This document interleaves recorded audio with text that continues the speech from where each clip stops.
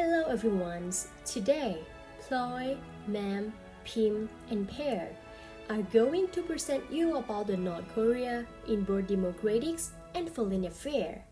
First of all, the Democratic People's Republic of Korea, or the PRK, more commonly known as the North Korea, has been one of the world's most secretive countries. Its government doesn't like people from outside the country going there and finding out what's going on. It shares a border with a country called South Korea, so that the two countries have not gone on with each other for a long time. A North Korean leader had not stepped foot in South Korea for 65 years.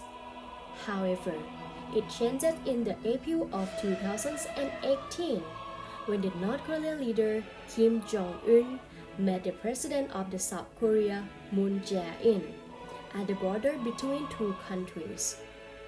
The meeting was a significant moment in the modern history.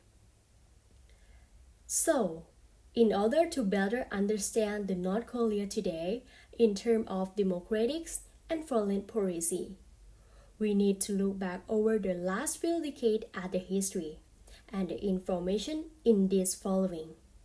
Let's begin with the general information about North Korea. North Korea was formally created on the 9th of September 1948 at the end of the World War II, along with another country called South Korea. The political difference between the two rival states led to the outbreak of a horrific war in 1950, which lasted for 3 years. Since then, North Korea and South Korea have been enemies. For Korea, at the end of the World War II, it brought the liberations of Japanese colonial rules and division across the 38th parallel between the North and the South. The rival states soon formed with the support of Soviet Union in the North and United States in the South. The North Korea political system and style find their origin both in the indigenous political culture and external influence.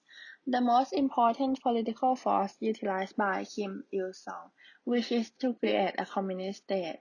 In that way, the communist revolution in North Korea was unique because they are different from other communist countries. It was not initiated by native elements. The North Korean regime is in inevitable competition with the South Korean government in every conceivable way. It is competition that has threatened the stability of both countries. Therefore, the political climate in North Korea is very unstable, especially in light of the recent events such as the nationwide famine. Moving on to the geographic position of North Korea. North Korea had a great influence upon its history and present difficulties. Korea formed a strategic center of East Asia, on the northern half of the Korean Peninsula, with China on one side, Russia on another side, and Japan on a third.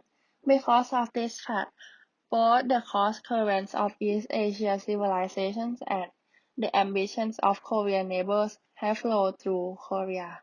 North Korea shares border with three countries: China along the Amornrat River, Russia along the Tumen River, and South Korea along the Korea Demilitarized Zones. The Yellow Sea and the Korean Bay are off the west coast, and the Sea of Japan is off the east coast. Most of North Korea is a series of medium-sized to large-sized mountain ranges and large hills, separated by deep and narrow valleys. The highest peak, Paktusan or Baekdusan, which is on the volcanic Baekdu Mountain, which is located on its northern border with China and rises 9,002 feet or 2,744 meters.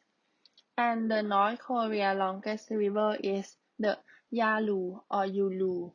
Another large river includes Tumen, Daejong, and Imjin. However, North Korea occupied territories north of the military demarcation line, as specified by the Ceasefire Agreement of July 1953 at the end of the Korean War. According to the South Korea Constitution, which states that the nation's territories include the whole of the peninsula and surrounding islands, North Korea territories legally belong to the South Korea, but being ruled by North Korea. Next is the past and present of the North Korea. For the past, while the peninsula is split into North Korea and South Korea, despite being unified off and on for nearly 1,500 years, the Korean peninsula was divided into North and South as a result of the breakup of Japanese Empire at the end of the World War II.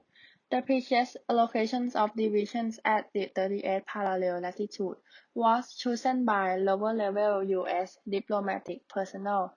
At the end of the Korean War, the 38th parallel became a demilitarized zone in Korea, an armed and electrifying barrier to traffic between the two countries. The unification efforts have been discussed many times since 1945, but they are seemingly blocked by deep ideological and cultural differences developed since that time. The Korean War has begun in 1950 until 1953. At the end of the World War II, Korea was free from Japanese control. North Korea was occupied by the Soviets, while the South was occupied by American forces. By 1948, the countries were divided in half at the 38th parallel. Capitalist South by Syngman Rhee and the South Kim Il-sung. The Soviet troops withdrew from Korea in 1948, and U.S. troops withdrew in 1949. However, North and South Korea as enemies of one another would not accept the border between them as a permanent. North Korea attacked South Korea on June 25, 1950, across 38 parallel. Around 75,000 troops of the North Korea's People's Army defeated the Republic of Korea's army with success, capturing capital city of Seoul, then occupied the whole of South Korea except for Busan. This was a problem, as President Truman and the U.S. wanted to contain the spread of communism by preventing the domino effects. South Korea appealed for support, and the U.S. pushed a resolution to the United Nations Security Council. Also, the USSR did not use its veto power, as it was boycotting the council, because the new communist China was not accepted. In China's seat was the pro-US Chinese Nationalist Government of Taiwan. An appeal was made by Security Council for North Korea to withdraw its troops, but it was ignored. As a result, approval was granted for UN Army made of international force of 16 nations to send help to South Korea, commanded by General MacArthur. The UN troops, composed mainly of Americans, landed in South Korea in early July, but were soon pushed back on defense by the North Korea force, forming a perimeter around Busan to defend the line until reinforcements arrived in August. Now that position was strengthened, MacArthur went on offensive. On September 15, the U.S. Marine Corps launched. The North Korea troops were pushed back on the retreat over the 30th parallel, and soon Seoul was recaptured along with the whole of South Korea by the end of the month. Now MacArthur was to go beyond the initial idea of containment. Truman worried of a Chinese response, nevertheless approved, and UN troops moved into North Korea on October 7, 1950, and on October 12, they captured Pyongyang, the North Korea capital, then the Yalu River, which was the border with China. China retaliated by helping the North Koreans, sending 250,000 Chinese troops. The UN troops was overwhelmed by these new forces, and then were pushed out of North Korea with heavy losses. By January 1951, Chinese and North Korea troops had captured Seoul. General MacArthur wanted to use the atomic bomb on China, and it was dismissed for insubordination by President Truman, who went back to a policy of containment. In June 1951, more UN troops were sent to Korea, eventually driving the North Korea to the 30th parallel and stabilized the front. Now, Iceland set in, and in July, peace talks began, but compromise could not be found. Meanwhile, fighting continued as American pilots fought in the air against Soviet pilots by using Chinese jet fighters and wearing Chinese uniforms. General Dwight D. Eisenhower took over as president in early 1953 and sought an end to the war. After 2 years of negotiations, an armistice was signed on July 1953 at the 30th parallel, and the demilitarized zone was set up which stands to this day. The impact of the 30th parallel. At the end of the war, Koreans were united in joint and hoped that they were going to be a single independent country. The establishment of the division, made without their input, let alone their consent, eventually dashed those hopes. Further, the location of the 30th parallel was in a bad place, clipping the economy on both sides. Most heavy industrial and electoral resources were concentrated north of the line, and most light industrial and agricultural resources were to the south. Both north and south had to recover, but they would do so under different political structures. Meanwhile, in North Korea, the Soviets appointed Kim Il-sung, who had served during the war as a major in Soviet Red Army, as the new leader of their occupation zone. He officially took office on September 9, 1948. Kim began to crush political opposition, particularly capitalists, and also began to construct his core personality. By 1949, statues of Kim Il-sung were springing up all over North Korea, and he had dubbed himself as Great Leader. The result of great power rivalry, socialist and democratic in 1948. By 1948, the result of the great power rivalry had been to institutionalize a Korean war between the North, which is socialist, and the South, democratic. The timing and method of the North Korean attack were dictated by the Japanese factor. By 1949, it was clear that the US intended to revive Japan as the key to the Cold War system in Asia, a move that raised the idea of the reintegration of the South into a Japanese sphere of influence, backed by the US. For Kim Il-sung, the war was a preemptive move designed to snatch the South for a new threat and allow a united Korea greater freedom of maneuver within the socialist bloc. He thought that South Korea would quickly collapse before the US would intervene. He gambled with the future of the country, and it proved to be costly. Even though the North Koreans took over 90% of the South in the summer of 1950, they were held at Busan perimeter and threatened with utter defeat by General MacArthur's landing in Incheon. Kim Il-sung and North Korea were only saved by the contribution of the Chinese People Volunteers, and the fighting ended in a stalemate in July 1953. The Korean War was a disaster for North Korea. It became the most heavily bombed country in history. The major cities were leveled to the ground, and industry was shattered. Human losses were particularly traumatic. A plausible estimate is that at least 12%, and possibly as high as 15% of the population were killed during the war. Kim Il-sung was not held to account for the death and destruction visited on his country. Instead, he became a symbol of national resistance, using the bitter experience of war to consolidate his power. Because of this, North Koreans grew to hate Americans and American foreign policy. Kim Il-sung died in 1994, and his son Kim Jong-un took over from him and followed his father's path for leadership of North Korea.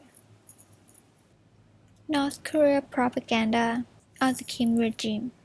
In order to examine the use of North Korean propaganda as a core tenet For regime survivability, it is necessary to establish a definition of propaganda and explore the current environment in North Korea, particularly the use of strict measures of social and information control, and how it reinforced the effectiveness of the propaganda. The country is known as the Hermit Kingdom and remains as enigma to the most American and the world. Foreigners have only a vague understanding of the history, daily life, and propaganda environment of the citizens of North Korea. This lack of knowledge further inhibits the ability to rationalize and explain the actions of the regime, both foreign and domestic. It is widely recognized that propaganda is used to influence people. It has been used during the World War I and by totalitarian regimes, and it is well known and often referenced. There are three principles of propaganda. The first thing is the idea or opinion to be propagated must connect with something the target says already feels strongly about and use various methods in order to appeal broadly to those sentiments on multiple levels, which further shapes and develops positive attitudes. The second, the optimistic response to the idea or opinion is reinforced through manipulation, such as being mentioned frequently in the media and presented as news. The third, the propaganda is disguised and used as an explanation, and people believed it without feeling manipulated. So, we can see that in North Korea today, the Kim regime uses all three of these principles for its benefit and main goal to remain in power. At the present, every generation in North Korea has been indoctrinated with the same information that consistently reiterates the brilliance of the country, its people and leaders since the 1950s, and facts that are seemingly ridiculous and sometimes flat out wrong to outsiders are believed as truth inside the country. The absence of access to outside information reinforces this belief system because nothing is available to refute it. The social control measures in the country are extremely severe, if not the most extreme in the world, and the general public has little access to the information other than what they are told by the regime. This combination of intense propaganda and strict social control measures had enabled the Kim regime to endure, and the evolution of the President Kim Il-sung said is what we witness today. The next topic is life in North Korea today. The North Koreans live their life in a unique propaganda-defined environment, and it is unlikely to change in the near future. The lack of exposure has provided an unavoidable environment for mass influence and persuasion. The social control in the country are extremely severe. Since Reporters Without Borders began publishing the annual World Index of Press Freedom in 2002, North Korea has been ranked dead last almost every year. About the economy. Since the Kim's family has been ruling North Korea for long with his regime, economic as well as the other rule of law is totally under his control. The ruler and his members command all economic system and activities, including companies and trade. There is no property rights, no functioning judiciary, the rules of law are weak, government is full of corruption and bribery, no transparency for the people.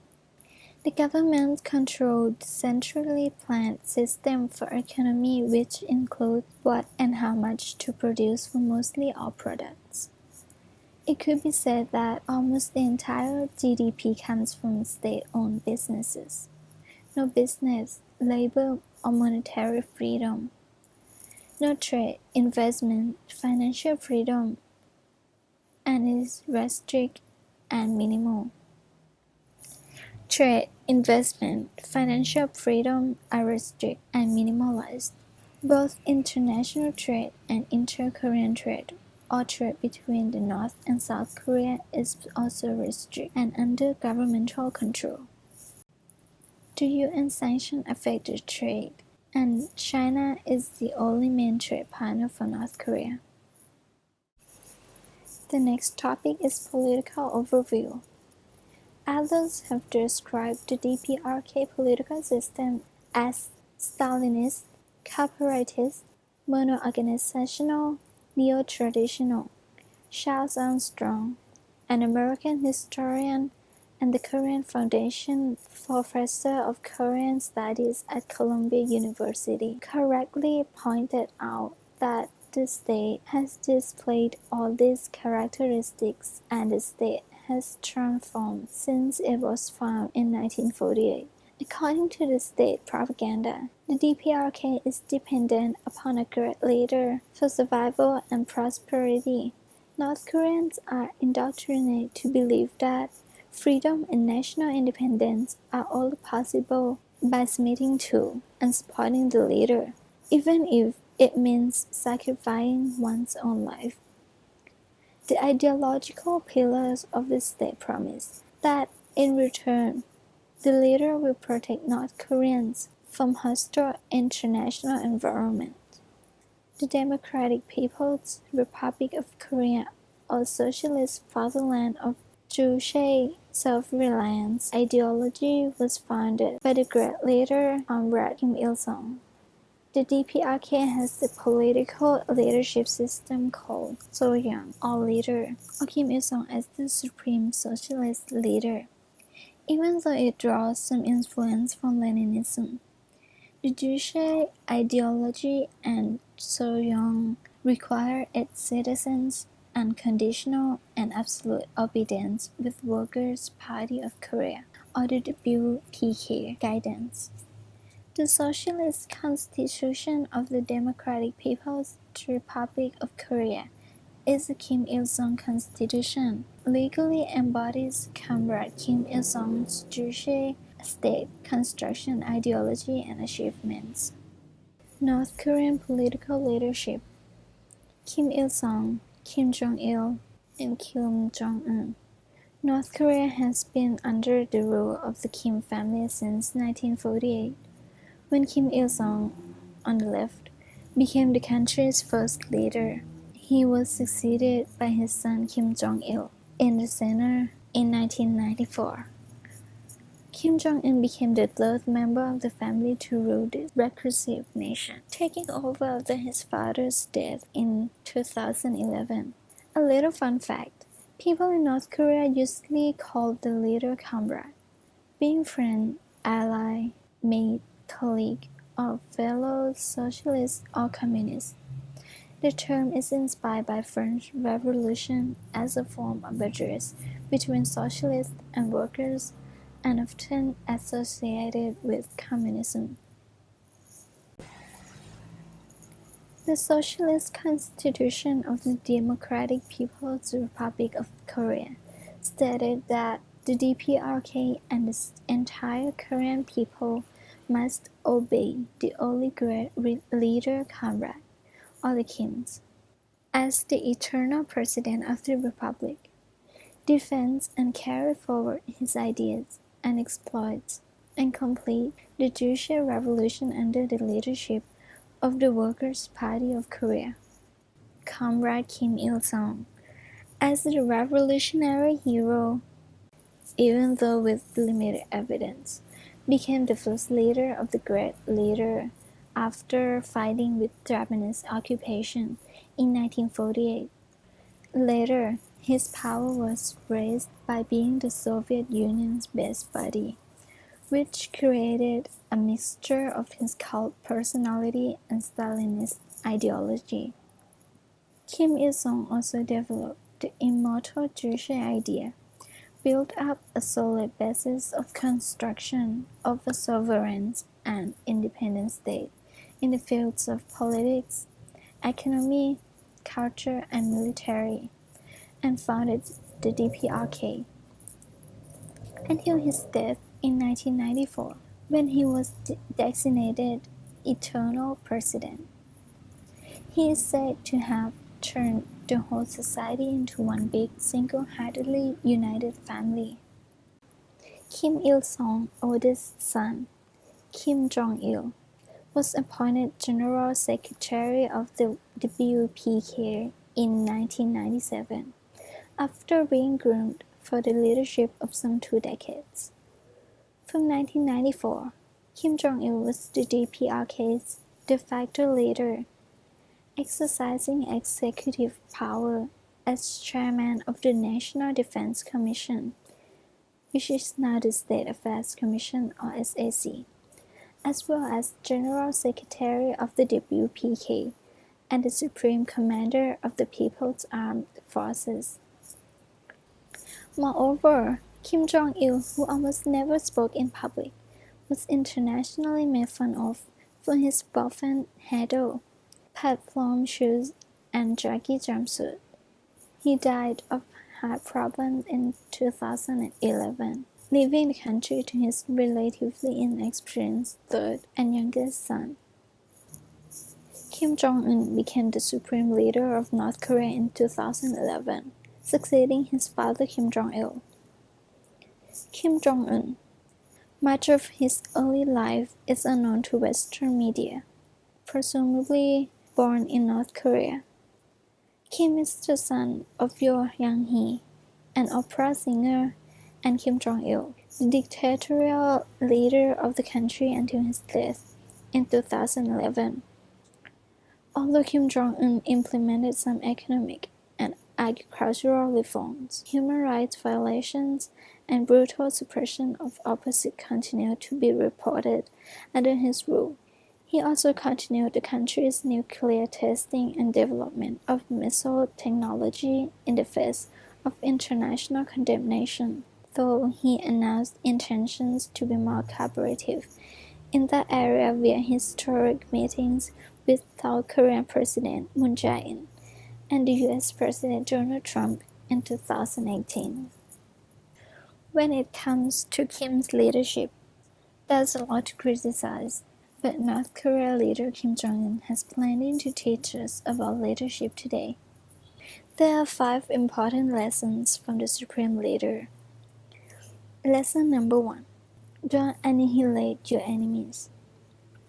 Strong leaders don't fear dissent because they've done the hard work to inspire genuine loyalty. Naturally, Kim had the execution conducted in front of the hundreds of onlookers.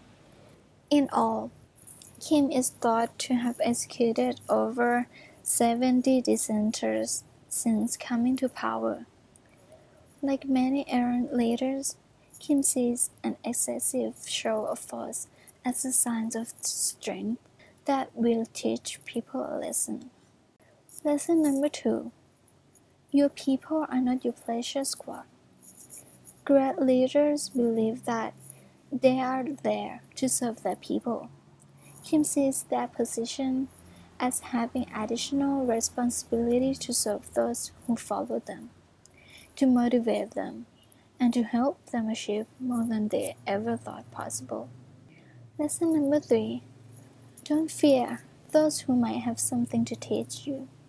Kim Jong-un has a habit of pushing people out who might have something to teach him, a behavior with good ideas, and send everyone who is entrapped by a heavily armed border packing. Lesson number 4. Don't alienate your allies. Great leaders know that they are only as good as their allies. They cultivate these relationships as one of their most valuable business assets. But Kim Jong-un's lack of consideration for its interests has been a major strain on relationship throughout his rule. Kim's provocating solo maneuvers, including widely publicized missile tests. So, the leaders who made major decisions without considering the input of their allies are tough to work. Lesson number 5, the last lesson.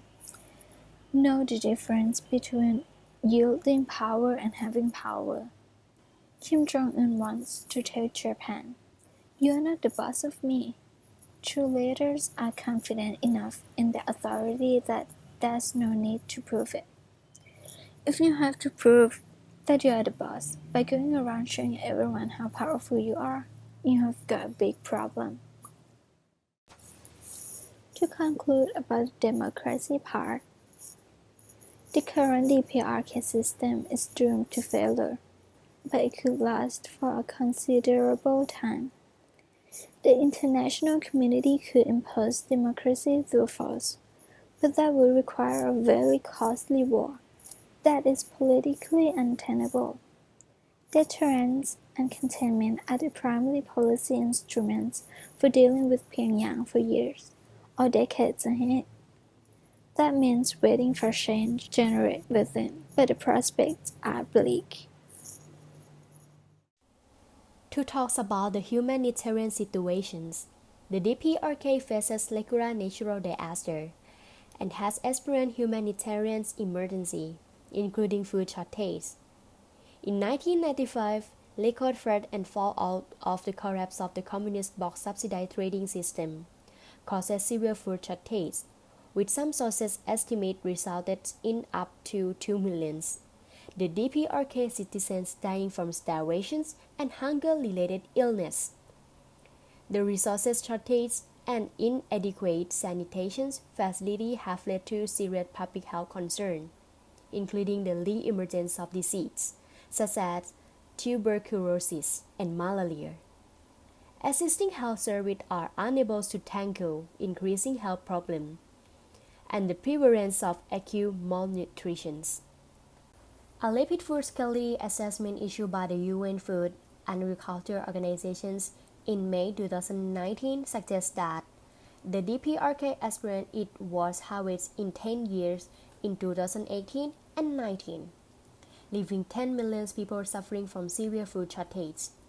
However, Kim Jong-un boasted in December 2019 that the country had enjoyed its best ever harvest. Food price has also been low. The DPRK was heavily reliant on international humanitarian assistance, but this has declined since 2008, when the United States suspended humanitarian aid in response to concern over the DPRK nuclear and the proliferation activities. Australia does not currently provide humanitarian assistance to the DPRK. Australia suspended bilateral development assistance to the DPRK in the late 2002 due to the concerns about the nuclear missile programs. Separately, Australia suspended payments to the WFP in October 2017 over concern that the operating environments for international organizations make it difficult to mitigate the risk of DPRK regimes diverting aid away from those in need. Between 1994 and 2016, Australia provided over $90 million in humanitarian assistance, the majority to the WFP with a focus on food and nutritional supplementations targeting vulnerable groups. To talk about the military and nuclear weapons. The Article 59 said that the missions to carry out the military first revolutionary line in order to protect the nerve center of the revolutions. Kim Jong-II, whose name was the dear reader, promoted the strong conspiracy of military first and devoted much of the country's scarce resources to the troops. Under his rule, the North Korea built the world's fifth largest military even as its people suffer. He also staged North Korea's first underground nuclear test in 2006 and 2009. It was under his leadership that President George W. Bush declared North Korea part of Axis of Evil, along with Iran and Saddam Hussein's Iraq. Moreover, Kim Jong-un has pursued advance in his father's nuclear weapons program, while modeling his leadership on his revered grandfather Kim II-sung. It has been reported that the DPRK first began to pursue nuclear technology as early as 1956. The DPRK has completed 2 nuclear reactors, both located at the Yongbyon Nuclear Scientific Research Center. It has conducted 6 nuclear tests, the most recent on the 3rd of September 2017. Under the Kim Jong-un, the pace of nuclear and ballistic missile developments has increased drastically.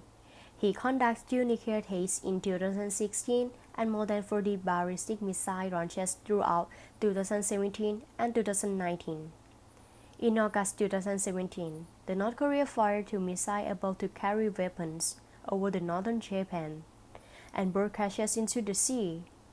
Japanese Prime Minister Shinzo Abe called the action a serious threat to his country. In November 2017, the Hwasong 15 missile was successfully tested a new type of missile that could lead to the whole of the U.S.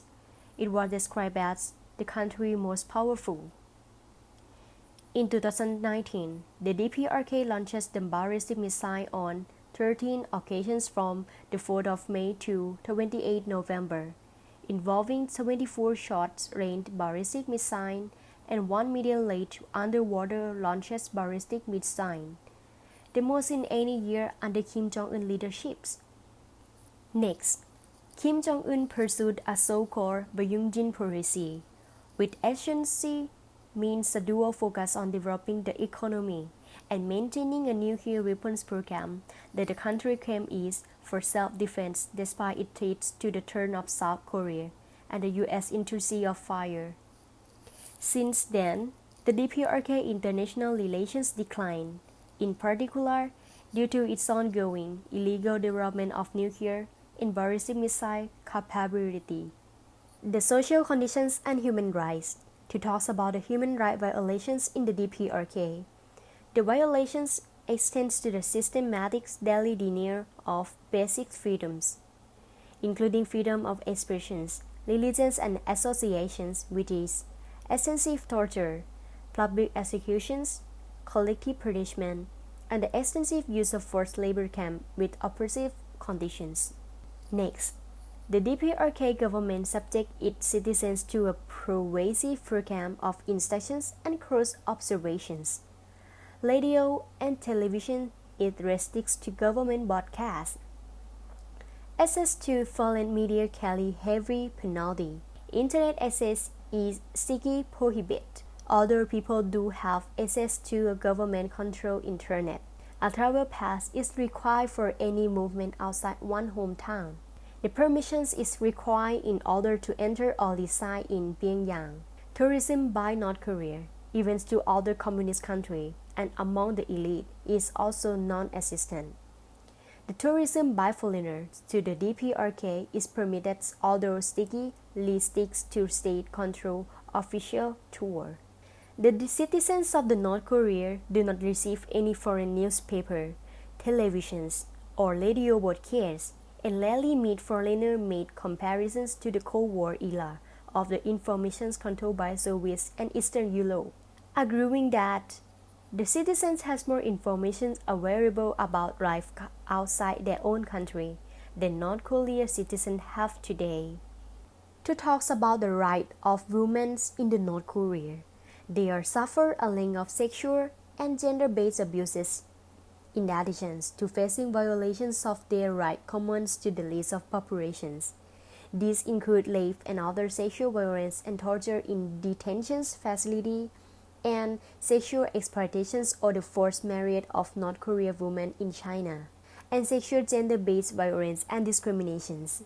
The gender-based discriminations begins at the childhood, where schools favor boys and men in leadership roles, and girls are socialized to uphold stereotypes, and women face greater difficulty than men in being admitted to the university, and in joining the military and the ruling WPK, which serve as the gateway to any positions of power. State authority perpetrate abuse against women, and they systematically failed to offer any protections or justice to women and girls facing sexual abuse. Next, the North Korea also discriminated against individuals and their family on political grounds in key areas such as employment, residence, and school by applying Songbun, a socio-political classification system that formed in creation's group of people into loyal or hostile classes. However, pervasive corruption among officials enabled some room to maneuver around the structure of the Songbun system, with government officials accepting briefs to grant the permissions permit market activities and allow the travel domestically or abroad. The forced labor. The government used the forced labor from ordinary citizens, including children, to control its people and sustain its economy. A significant majority of North Korea must perform unpaid labor at some point in their life. Ordinary North Korean workers are not free to choose their own job. The government assigns jobs to both men and unmarried women from city and rural areas. In many cases, these enterprises do not compensate them, forcing them to find other jobs to survive and pay briefs to be absent at their assigned workplace.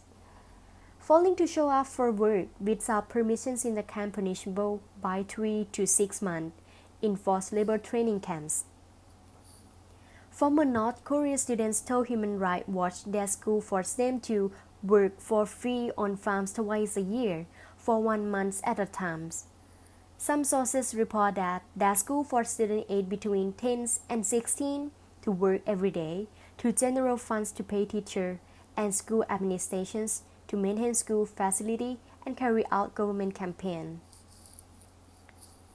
The government also compelled many North Koreans to join paramilitary forced labor brigades. These brigades are controlled and operated by the ruling party and work primarily on building and infrastructure projects. Prisoners in political prisons is ordinary prison camps and short-term detention facilities also face back-breaking forced labor in dangerous conditions, sometimes in winter weather without proper clothing. The border tightening. Kim Jong-un government boosted efforts to prevent people from leaving the North Korea without permissions by increasing the number of bodyguards, CCTV camera, and barbed wire fence on its border with China. Other tactics including jamming China mobile phone service at the border and targeting for arrest those communicating with people outside the country. The Ministry of People Security considered defections to be a crime of treachery against the nations. Hard punishment applied to North Korea forcibly returned by China. The severity of punishment depends on authority assessment of what returnee did while in China. The North Korean courts working or living in China are sent to long-term ordinary prisons or short-term detention facility. Those discovered trying to reach South Korea are treated more harshly and may be sent to the North Korea wholly fixed political prison camp system, where prisoners face torture, sexual violence, forced labor, and other inhuman treatment. Next, the North Korea fleeing into China should be protected as refugees are placed because of certainty of punishment in return. China failed to meet its obligations to protect refugees as a state party to 1951 Refugee Conventions and 1967 Protocol. Beijing denied permissions to the staff of the UN refugee agencies to travel to border areas where North Korea are present. In March 2013, the UN Human Rights Council mandates a commission of inquiry into human rights in the DPRK. The commission, chaired by former Australia High Court Justice Michael Kirby, released its report 17 February 2014. The report gives a detailed account of widespread and systematic human rights violations and contains a number of recommendations for DPRK, other states, and the international community. The inquiry concluded that in many contexts, The violations of human rights found by the commissions constitute crime against humanity. Australia urges the DPRK to adopt the recommendations of this report and to cooperate with efforts to hold to account those responsible for grave human rights violations. Australia has joined the international community in continuing to press the DPRK government to engage with the UN human rights mechanisms, including during our term on the UN Human Rights Council from 2018 to 2020. The UN Security Council considered the situation in the DPRK and reviewed human rights issues on 23 March in 2019. The UN Human Rights Council adopted the resolution emphasizing the need to develop mechanisms to ensure that DPRK officials responsible for crimes against humanity are held to account.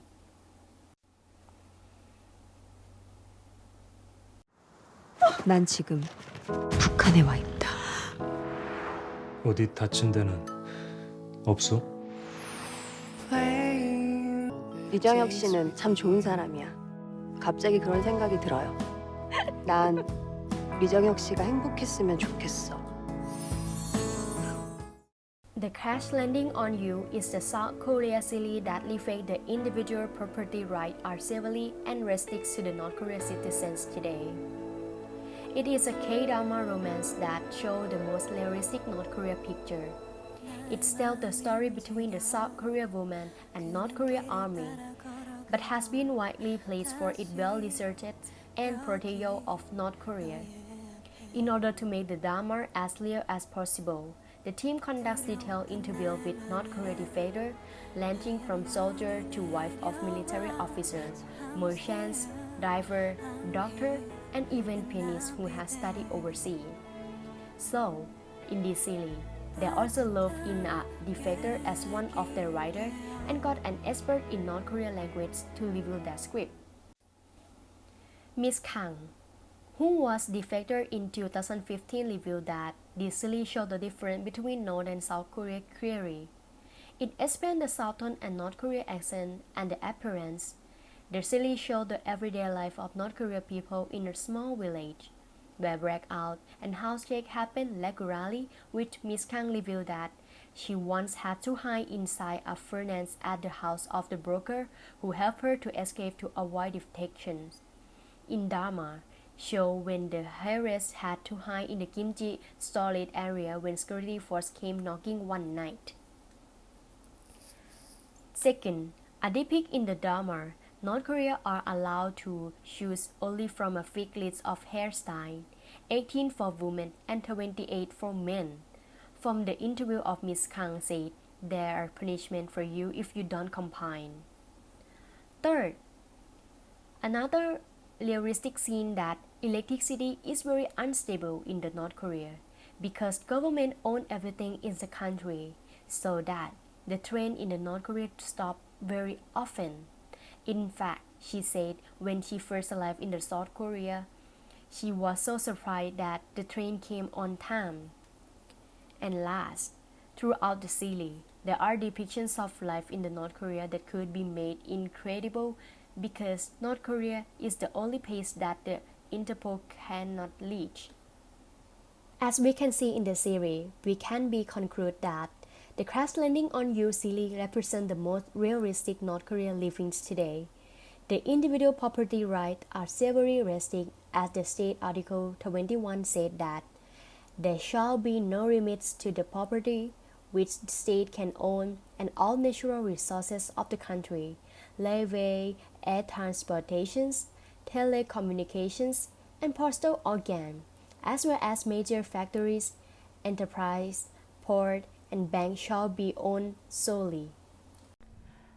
The Constitution stated that the great leader comrade Kim Il-sung made clear the fundamental idea of the Republic's external policy, expanded and developed diplomatic relations on this basis, and heightened the international prestige of the Republic. We can see the relationship between North and South Korea today through the Sunshine Policy. After the administration under two previous presidents, saw a reduction in inter-Korean cooperation. The policy was established under President Kim Dae-jung. It is aimed to secure regional peace and stability, and build a firm reconciliation with the North and the reunification that every Korean is hoping for. This period saw increased trade, humanitarian aid, tourism, and family reunions between the two countries. Currently, Moon Jae-in administration that started in May 2017 also favors negotiation and engagement with the DPRK wherever possible. The year 2018 was considered to be the most significant year for inter-Korean relations. The ROK of the South and the DPRK reopened direct communication after almost 2 years, with a meeting in Panmunjom on January 9, 2018. Moreover, Kim Yong-nam, the DPRK's head of state at that time, led a delegation accompanied by Kim Jong-un's sister, Kim Yo-jong, known as North Korea's propaganda princess, to attend the opening of the Winter Olympics, hosted by South Korea in Pyeongchang. With another 280 North Koreans crossing the border, soon all eyes will be on one member of the delegation. Kim Jong-un's sister, Kim Yo-jong, will become the first member of the Kim ruling family to set foot in the country. Vice President Mike Pence is also coming to the Games, warning the U.S. will roll out the toughest, most aggressive sanctions ever against North Korea. We will not allow North Korean propaganda to hijack the message and imagery of the Olympic Games. But North Korea's imagery is already here, the flag flying in the athletes' village and draped on the side of this building. Olympians from both Koreas marched under one flag. It was a good sign. Later, Kim Jong-un met with ROK President Moon Jae-in on April 27, 2018, in an historic inter-Korean summit. They held 2 other summits that year. Outcomes of the summit included the Panmunjom Declaration, the Pyongyang Joint Declaration, and the Comprehensive Military Agreement. Since the third inter-Korean summit in September 2018, both nations still haven't engaged with each other. The relationship between the United States. The most recent bumpy relationship between Kim Jong-un and Donald Trump started with North Korea's nuclear testing, the Hwasong-15 missile, as I mentioned before. Even the new commander of the U.S. Forces Korea, General Vincent Brooks, recently suggested that Kim is more dangerous than his father. General Brooks said Kim has led to a more aggressive and unpredictable North Korea.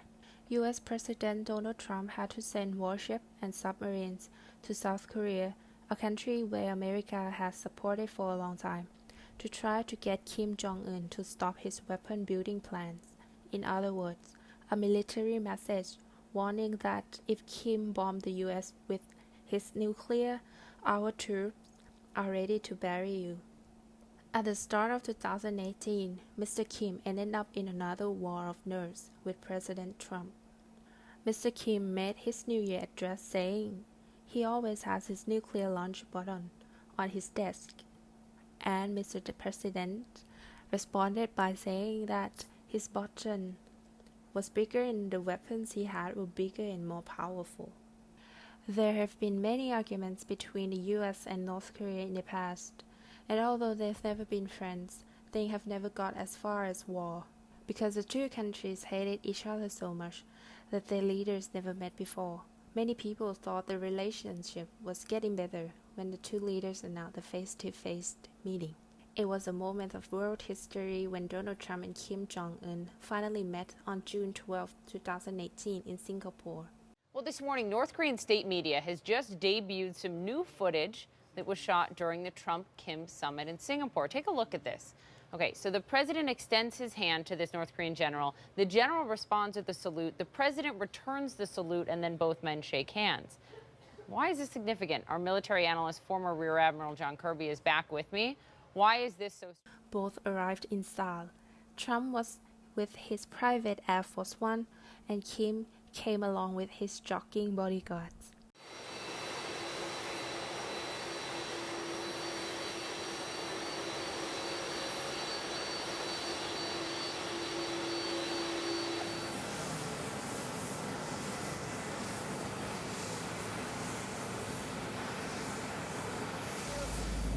Woohoo!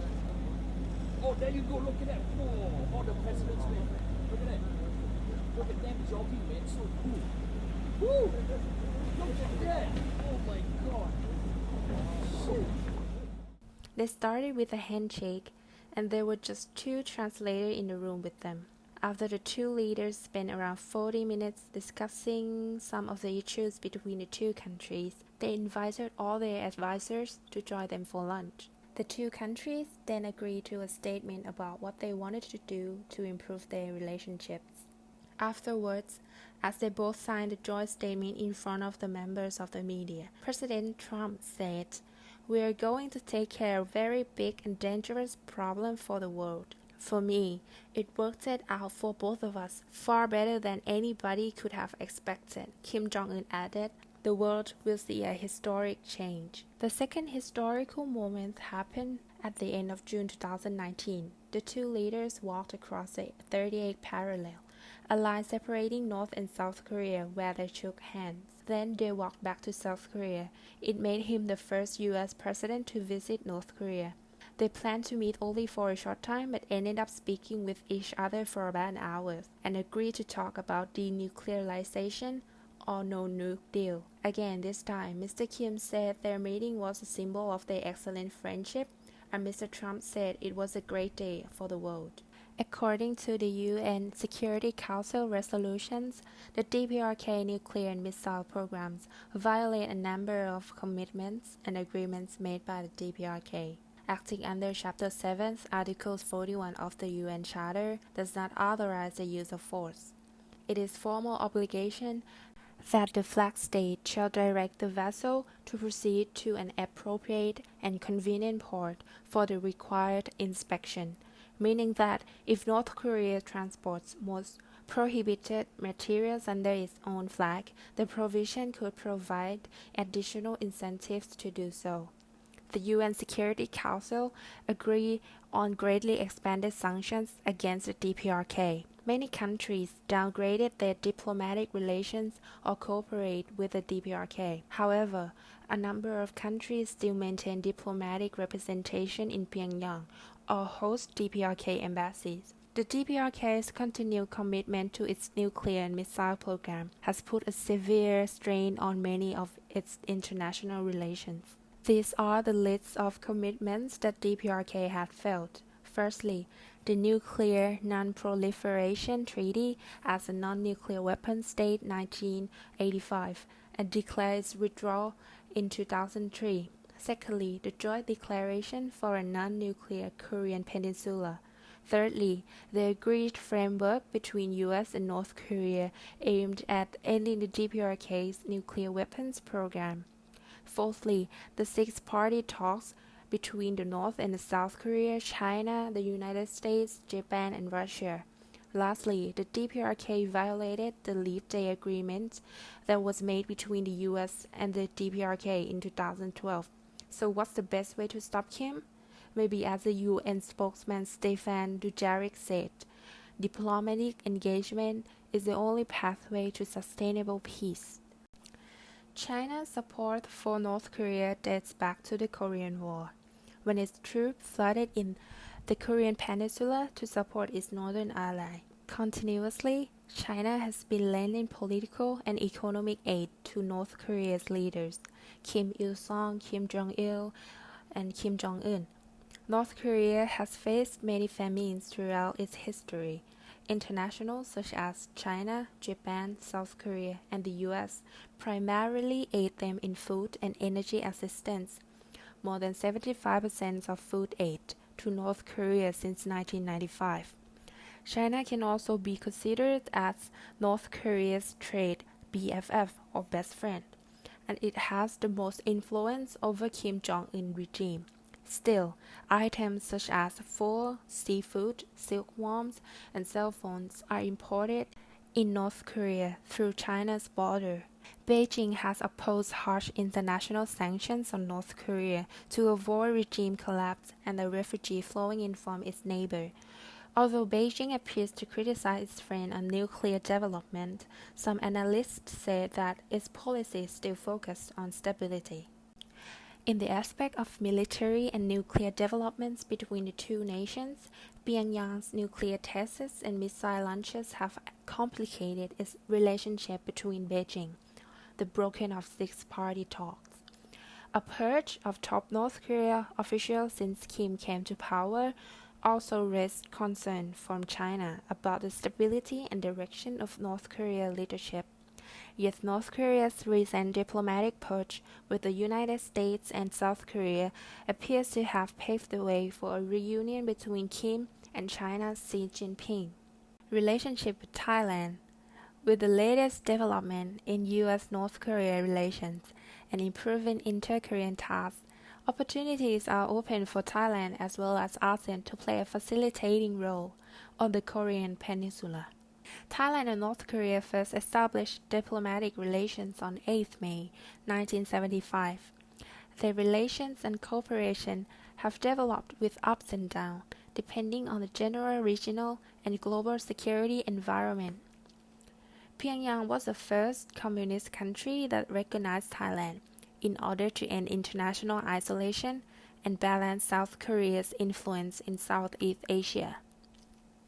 Some bumpy relations appeared between the 1980s and the 2000s, after the failed attempt by the North Korea embassy in Bangkok to kidnap one of its staff members who planned to escape. The two nations' ties dropped. Since then, Bangkok has refused to consider Pyongyang's request for additional diplomats to its mission in Thailand. But recently, it seems like both nations are starting to develop greater relationships within Thai military junta government. Deputy Prime Minister Visanu Krungam welcomed Moon Song-mo, ambassador from North Korea, to mark the 40th anniversary of Thailand's and North Korea's diplomatic relations on 7 January 2015. North Korea proposed stronger economic cooperation between the nations and suggested Thailand opens an embassy in Pyongyang to benefit future Thai investors in North Korea and cultural exchange. Visanu also thanked North Korea for understanding Thailand's political situation and acknowledging the legitimacy of the junta government. Both foreign ministers also met in August 2015. North Korea Foreign Minister Ri Soo-young, on the left, shakes hands with his Thai counterpart Thanasak Patimapakon in Bangkok. The statement suggests that Ri believes the military ruled Thailand would prioritize business ties and not be inclined to criticize North Korea's politics or human rights record, which is the worst in the world. In my opinion, it seems like they favor similar things. So, have you guys ever wondered how to escape from North Korea? There are many who succeed and fail. Our group decided to choose two of the most significant from the media spotlight, Yeonmi Park and Hyo-sun Lee. The most famous, Yeonmi Park. North Korea is an unimaginable country. There is only one channel on TV.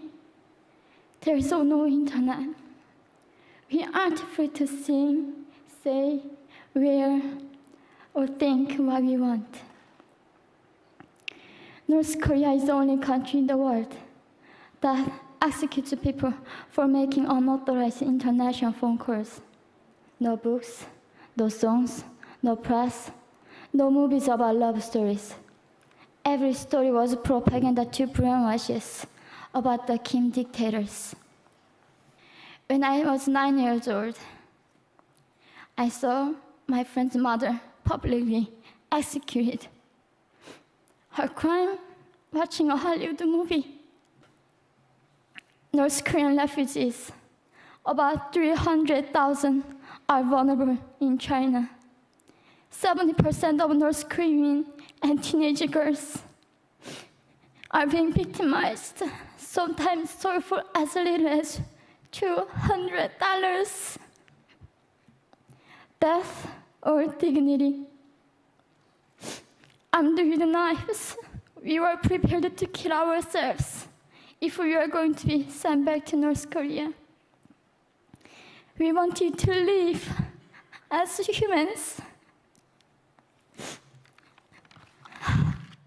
At the One Young World Summit in 2014 in Dublin, Yeonmi Park made her significant appearance and captured the heart of the people in the meeting. Some were sobbing. She told her story of how she escaped the DPRK when she was 13 years old, witnessed her mother being raped, and her father's public execution for illegal trading in North Korea. Park fled North Korea by crossing the partly frozen Yalu River into China, 2007. Park had to walk across the Gobi Desert by following the compass, and when it stopped working, they followed the Stars of Freedom. Along with the knives, they prepared to kill themselves if they were caught and sent back to North Korea. She says she had to witness her mother being raped by a Chinese broker, but she finally made it to Mongolia before reaching South Korea. She also described her horrible experience about how North Korea refugees were treated in China. She said, "A lot of Chinese people are taking advantage of our vulnerability, and that's how human trafficking is happening for the North Korean people. Myself and my mother were both victims of that." She ended her speech by suggesting 3 ways to help North Korea. First, educate ourselves so we can raise awareness about the human rights crisis in North Korea. Second, help North Korea refugees who try to escape. And the last one, stop China from repatriation. There were rumors spreading around on December 2015 accusing her as a liar from her disconnected story or pictures of her mom with Channel bag. She was basically rich in North Korea. But our group can't find any trustable resources to find out the truth, except the media that was supported the DPRK. So maybe the DPRK authorities might be the one who framed her as a liar, or she might have spoken the truth. It's up to you to decide. The next person is Hyun-seo Lee. But one day in 1995, my mom brought home a letter from a Caucasus sister. It read, "When you read this, our 5 family members will not exist in this world because we haven't eaten for the past week." This was the first time I heard that people in my country were suffering. Hyun-seo Lee. As a child growing up in North Korea, Hyun-seo Lee thought her country was the best place on the planet. It wasn't until the famine of the 90s that she began to wonder. She escaped the country at 14 and began her life by hiding as a refugee in China. She admitted that her family was not poor and they never had experienced hunger. The first time she recognized the suffering famine of North Korea was in 1995. A letter from her mother's co-worker sister saying, "We haven't eaten for the past 3 weeks and we are waiting to die." This happened when the Great Famine hit North Korea in the mid-1990s and killed millions of people. Many survived by eating grass, bugs, or tree bark. Unfortunately, she can't reveal many details about how she escaped North Korea. She was sent to China to live with distant relatives, thinking that it would take only a short time to reunite with her family, but it took her 14 years. She had to live in China with dangerous risk because the North Korean refugee is considered as an illegal refugee. She was also once caught by the police, but she revealed her great skill of Chinese. Many of the refugees were not as lucky as her. After 10 years of hiding her identity in China, she decided to take the risk of going to South Korea. The wide gap between the South and the North forced her to readjust her life, which was not easy, but she managed to take the university entrance exam. I personally was touched by her saying that there was no country I could proudly call my own. And once she started to settle down, the shocking phone call came. The North Korea authorities blocked her money that she sent to her family, and as a punishment, her family would be sent to a remote countryside in North Korea. Then she had to get them escape as soon as possible. She flew to the North Korea border in China and guided her family for their 2,000 miles journey through China to Southeast Asia. The journey by bus took 1 week, and they were almost caught several times. Since her family couldn't speak Chinese, Hyun-seo told the police that they are deaf and dumb people. Luckily, the police believed her. They made it all the way to the border of Laos, but she had to spend almost all of her money to bribe the Laos border guards. Still, her family was arrested several times. The miracle seems to be on her side when there was one stranger willingly to pay for her family to get them out of jail in Laos. Eventually, her family were finally united in South Korea after a long journey. The support of international community is what the North Korean needs. The stranger told her, "I'm not helping you. I'm helping North Korean people." Hyun-seo encourages the listeners that getting freedom is only half of their success, but to bring separated North Korean family starting a new life in a new country with zero start, education, English language learning, job training must be provided. Thank you for your all attention.